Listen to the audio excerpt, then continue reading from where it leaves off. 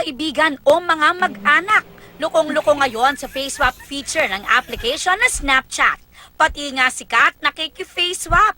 Si Dub Smash Queen Maine Mendoza nakipag-swap ng mukha kay pambansang Bay Alden Richards at sa best friend niyang si Geneva Vercelles. Si Dabbercads Pauline Luna Soto naman kay Baby Baste nakipag-face swap.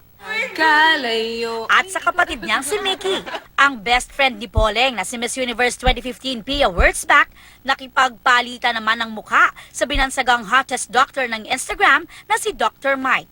Sa sobrang close ng dalawa, tila hindi lang mukha kundi pati puso, pinag-swap na rin ba nila?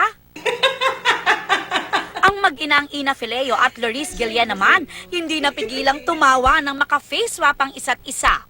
Lumutang din ang pagkakwela ng Fourth Impact member na si Selena Cercado sa kanyang pakikipag-face swap kahit abala sa kanilang X Factor live tour.